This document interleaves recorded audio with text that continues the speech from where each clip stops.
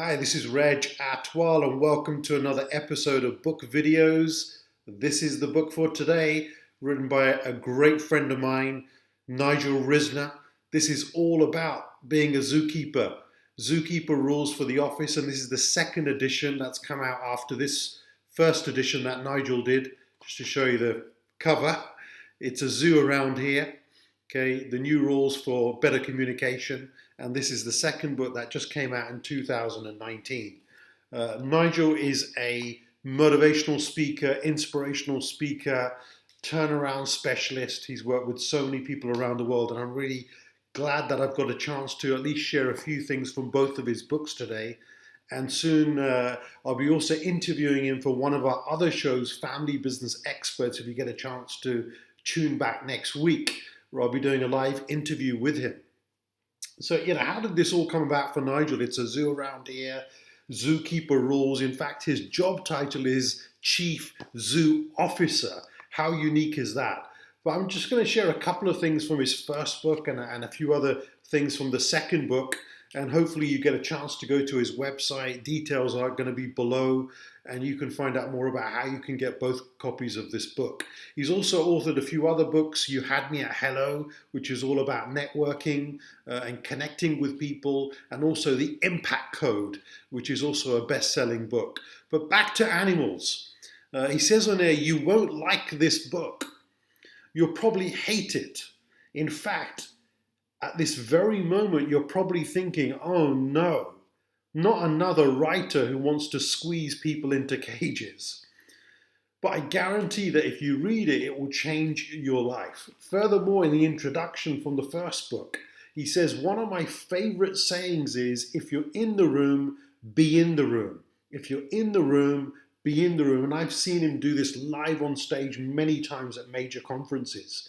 Goes on to say, and how important that is when we're trying to relate to and communicate with other people. If you find you're having trouble communicating with someone, chances are you're not really paying attention.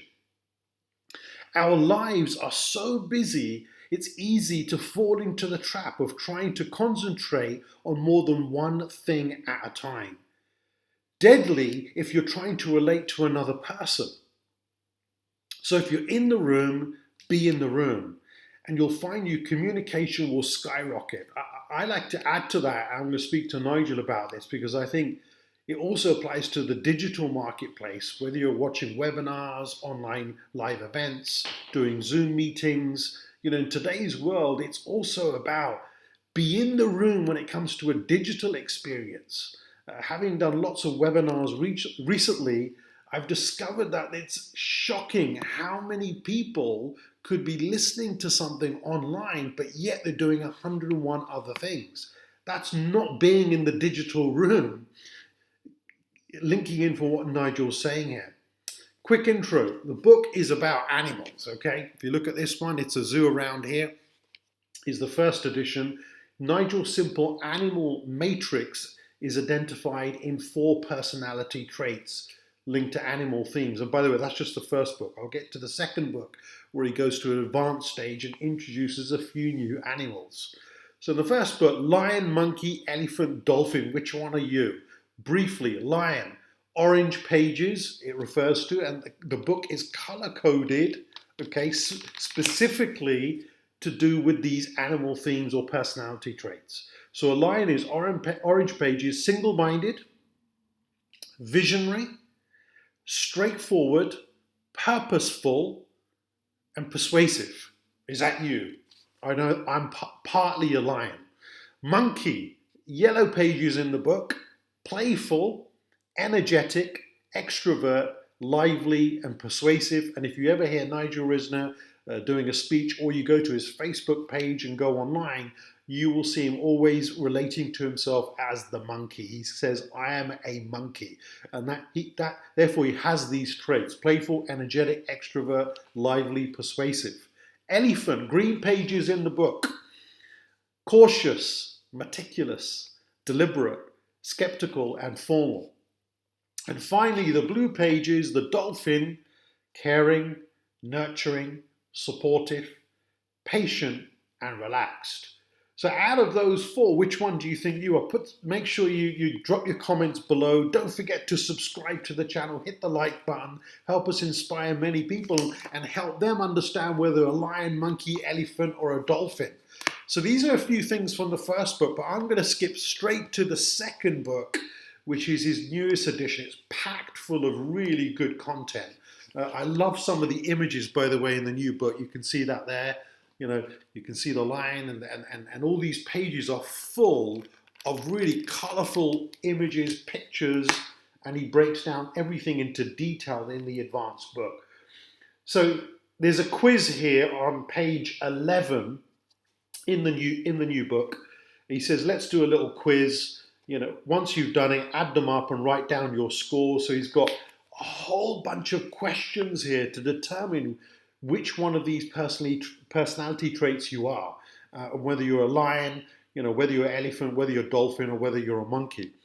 I'm not going to go through all of them. It's not fair for me to do so. You're going to have to buy the book and study it, but I will share a few in this section. Talk to anyone who will listen about challenging a new project. Is that you? Okay. How about this one? Come up with a detailed plan to ensure the success of a project. Could that be you? Yeah. Be in charge of a committee. Could that be you? Receive public recognition for all that I do. So I've mentioned one of the animals there, and you're going to have to determine probably which one that is. Let me go to another one. Plan a short vacation in detail, or forget about time. Give up a goal, then face a conflict. Spend time talking on the telephone to an acquaintance. Work with others, but only if they're fun to work with. So it's packed with this quiz, and it goes on and on for a few pages, and then towards the end, he's got another section which goes into a lot more detail on these personality traits. So moving on, let me get to some other areas in the book that could be interesting. I want to get to page 24, where he goes into a little more detail on each of the animals. So I'll talk about monkeys for a second. Nigel says, who doesn't love a monkey? Wildly entertaining and exciting, these lovable comedians are center of attention wherever they go. Smart, creative, and engaging, they're insanely persuasive and fun to be around. Know anyone like that? But don't bore them. Impatient and easily distracted, the monkey in the room lives for the win and doesn't care much for the detail. Action-orientated, your typical monkey will throw the instruction manual to one side and start pushing buttons without so much of a second thought about the consequences. Ever met a good salesman or a marketer who wasn't a total monkey? No, me neither. So again, personality traits: playful, energetic, extrovert, persuasive, dominant characteristics, has plenty of ideas, knows how to have fun, enjoys a joke, is very creative, likes examples and pictures, gets bored easily. And the book continues going through each one of these animals in detail, and obviously mirroring that on yourself as personality traits. I think it's really easy to understand. I've been talking about DNA profiling for 18 years with my own model, with 9 different profiles in the business context. I think this fits perfectly with what Nigel has created here with the zookeeper terminology and zookeeper rules for the office. So again, once again, here is the cover of the book. If you get a chance, okay, read it, study it, get a copy of the book. Okay, it's got some great images, and you've got to check this. I think it's great for kids. It's great for families. So moving on, I'm going to get to another section of the book where it talks about advanced stages. In this second book, he talks about the extreme hyena. He talks about monkeys as leaders. From there, I like the section here where he starts to talk about rhinos and personality traits which are quiet, guarded, well challenged. And if you can't see it, there's a rhino just behind me here as well. There it is on that side. There you go. I have to get this right with all these screens because it'll always reverse when you're creating these videos. And then we get to other areas. I want to get to conclusion where it goes into a little bit more detail. You can see, I'm not going to go through all of this, but he breaks down everything in terms of behavior, what they need to learn, endorsement, rely on the power of, likes to save, tends to ask. I mean, it breaks down everything in detail, page after page. And the section I love is at the back here, where again, a lot more detail, easy to understand which one you are and what's going on. And then finally, towards the conclusion of the book, okay, I'm just going to get to this bit. I'm going to read this bit out. Is the conclusion of the book. It says, zoos open. Leadership isn't complicated. Communication is. Being an effective zookeeper is knowing when to listen, when to direct, and when to act. Study the animals in your keep. Get to know their personal needs as well as the needs as employees. Shape your leadership around the makeup of your team and keep the communication flowing. Use your knowledge of your group to help build a more balanced team. Too many monkeys is never a good thing. Every team needs at least one dolphin and an elephant to function properly. Truly understanding your zoo demands that you take a good hard look at who you are amongst the animals. What beast lurks within you? Take time to figure out your triggers and be aware of the impact you have on the team. Do you irritate or do you motivate? Zookeeping starts and ends with you. The more you care, the more you will achieve.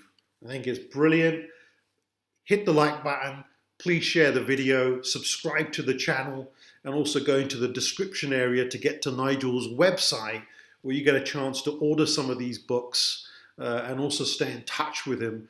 And hopefully you can come back on this channel where I'll be interviewing him live next week and talking a bit more about inspiration, motivation, leadership, and also what he's got planned for the next stage of the Zookeeper books. So thanks for watching.